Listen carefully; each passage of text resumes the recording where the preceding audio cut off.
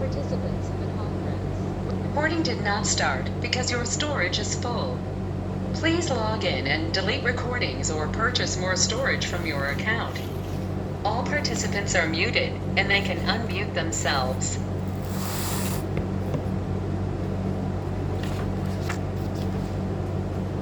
ओम नमोर्यंताणं नमो सिद्धाणं नमो ऐर्याणं नमो वज्रायाणं नमो लोहे सव्वसाहुणं मंगलम भगवान वीरो मंगलम गौतमो गणी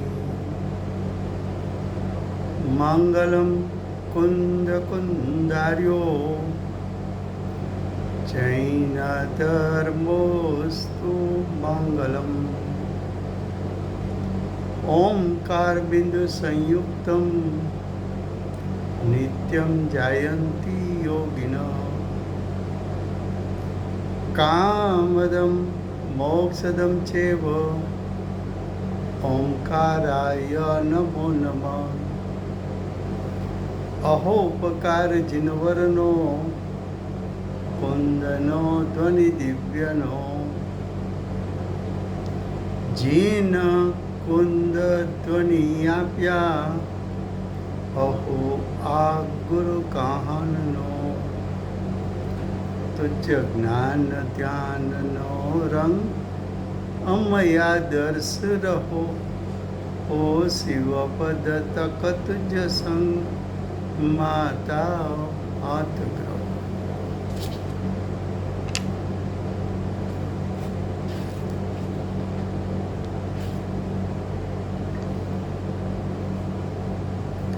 ये समयसार नाम का परम अध्यात्म शास्त्र है। आचार्य भगवान मांगलिक करके समयसार अर्थात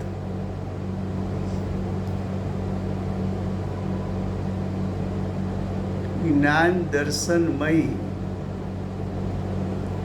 यानी चित्त स्वरूप त्रिकाल शुद्धात्मा को आचार्य भगवान समयसार कहते हैं। उसका आश्रय लेने से उसको प्रतीति में लेने से जीव को सम्यक दर्शन की प्राप्ति होती है। तो आचार्य भगवान आत्मा का ज्ञान दर्शनमय स्वरूप जो त्रिकाल है, परिपूर्ण है, पूर्ण शक्ति रूप सामर्थ्य से भरा है, उसका स्वरूप दिखाकर उसको प्रतीत कराने की विधि दिखाकर जीव को सम्यक दर्शन की प्राप्ति कराना चाहते हैं। ऐसे समयसार शास्त्र में दूसरा अधिकार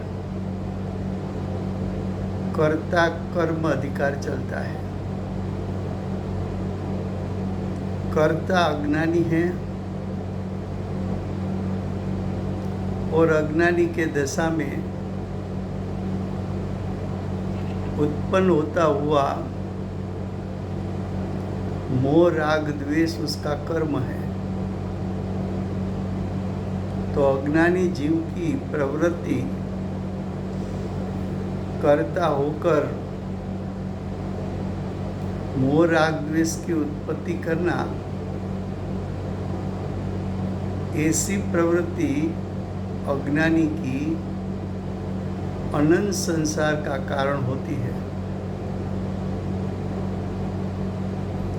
ऐसी प्रवृत्ति कहाँ तक है तो कि जीव विश्व के पदार्थों से उदासीन होकर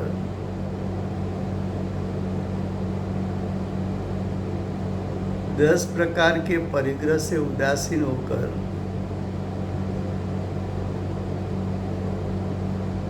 शरीर पांच इंद्रिय से उदासीन होकर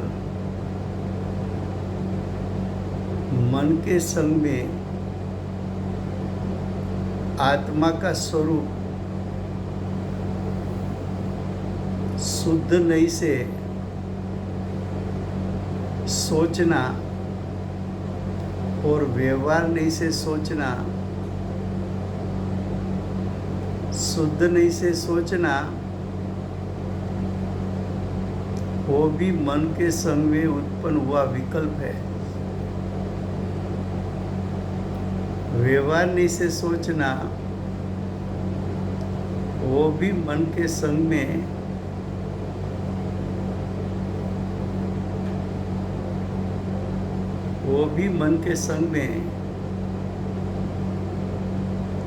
विकल्प है। तो शुद्ध नहीं का विकल्प, व्यवहार नहीं का विकल्प वो राग है, और वो राग का कर्ता अज्ञानी जीव है। तो जो जीव सम्यक दर्शन से नजदीक जाता है फिर भी कर्ता कर्म प्रवृत्ति में रुकता है, तब तक तो उसको सम्यक दर्शन होता नहीं।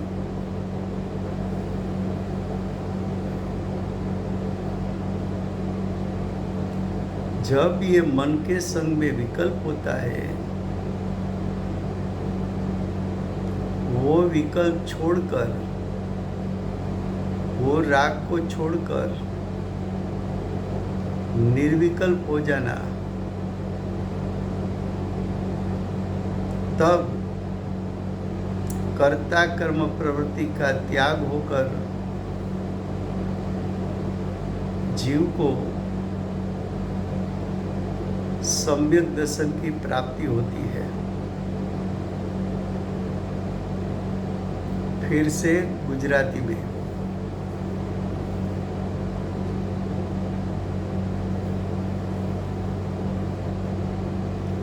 આ કર્તા કર્મ અધિકાર ચાલે છે।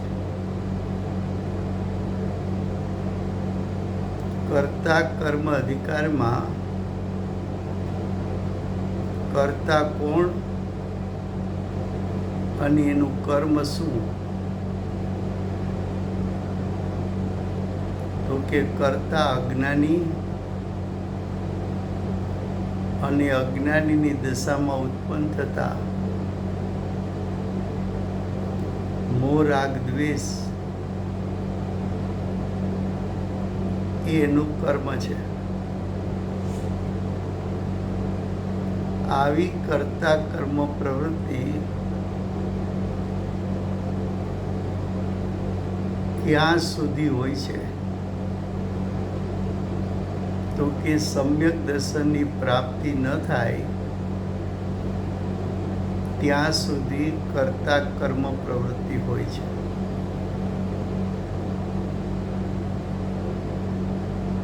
અહીંયા અજ્ઞાની જીવ લીધો, પણ કેવો જીવ લીધો?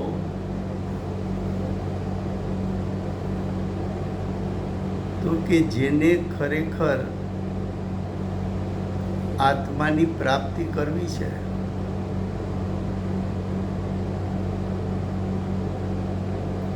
એના માટે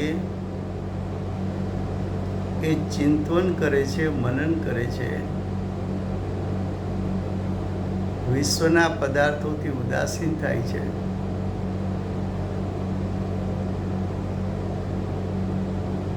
બાહ્યમાં કંઈ વૈરાગ પણ પ્રાપ્ત થયો છે।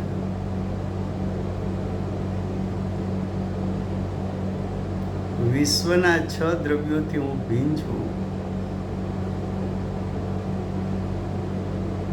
એવું સવિકલ્પ ચિંતન કરીને વિશ્વના 6 પદાર્થ નું મનના સંગે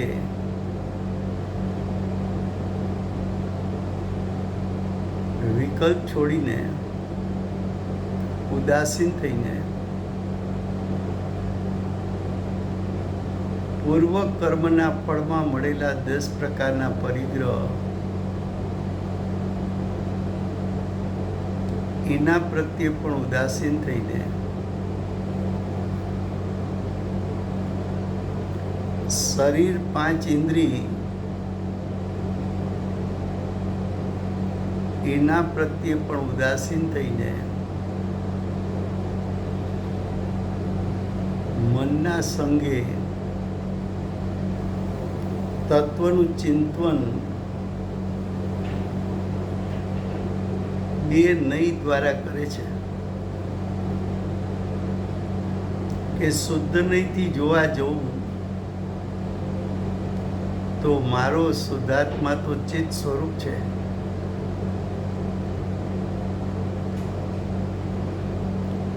અને પર્યાય તરફથી જોવા જવું તો મારા પરિણામમાં વિભાવ વિકારની ઉત્પત્તિ છે.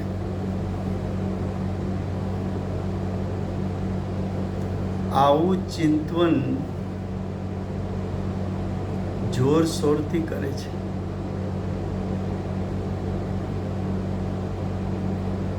પણ શુદ્ધ નહીં ના વિષયનું ચિંતન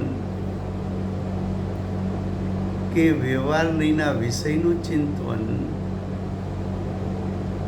એ ચિંતન પોતે વિકલ્પ છે, અને જેટલો વિકલ્પ છે એટલો રાગ છે.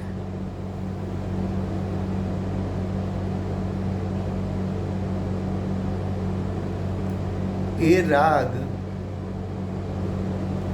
ચિત્ત સ્વરૂપને તિરોભૂત કરનારો છે. જ્યાં સુધી આ બંને વિકલ્પમાં ઊભો છે ત્યાં સુધી રાગની ઉત્પત્તિ છે, અને રાગની ઉત્પત્તિ ચિત્ત સ્વરૂપ શુદ્ધાત્માને તિરોભૂત કરનારી છે, અને ત્યાં સુધી સમ્યક દર્શનની પ્રાપ્તિ થતી નથી. આવો જે જીવ છે એ મનના સંગે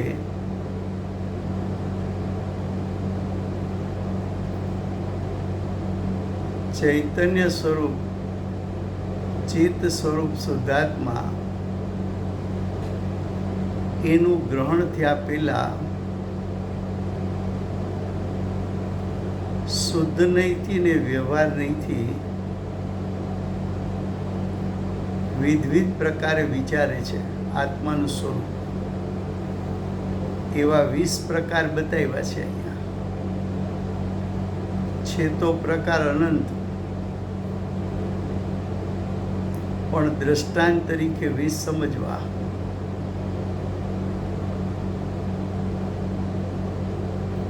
હવે શુદ્ધ નહીં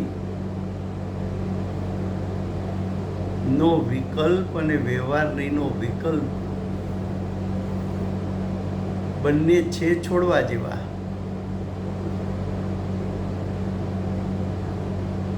કારણ કે વિકલ્પ ચિત્ત સ્વરૂપ શુદ્ધાત્માના લક્ષ્ય ઉત્પન્ન થતો નથી.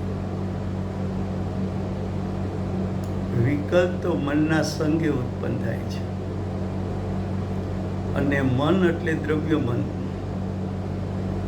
ને દ્રવ્ય મન પરદ્રવ્ય છે, પૂતગલ છે, અચેતન છે, જડ છે.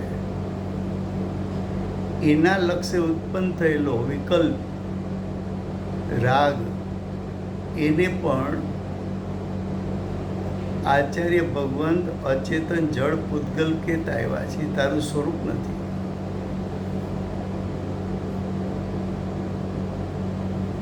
આવા જીવને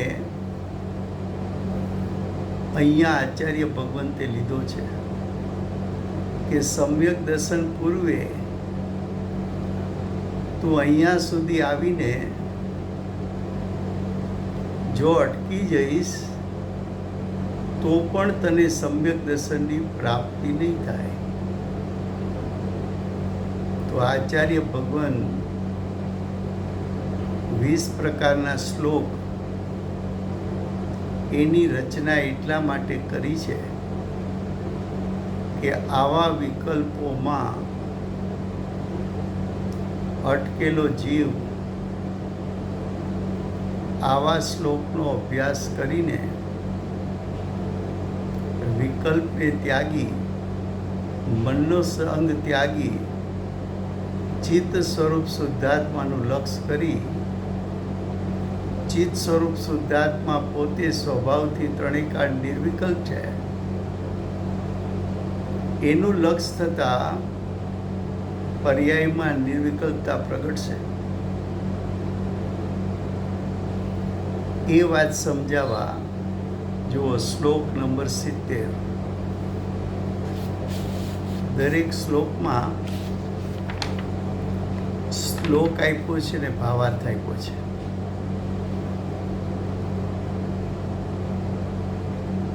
શ્લોકનો જ ભાવાર્થ છે એટલે વિષય તો એ જ છે. એટલે આપણે એમ કરશું કે શ્લોકાર્થ જો હિન્દીમાં લઈએ તો ભાવાર્થ ગુજરાતીમાં લેશું. તો પેલો શ્લોક 70 નંબરનો, પેજ નંબર છે 217, છેલ્લો પેરેગ્રાફ, શ્લોકાર્થ.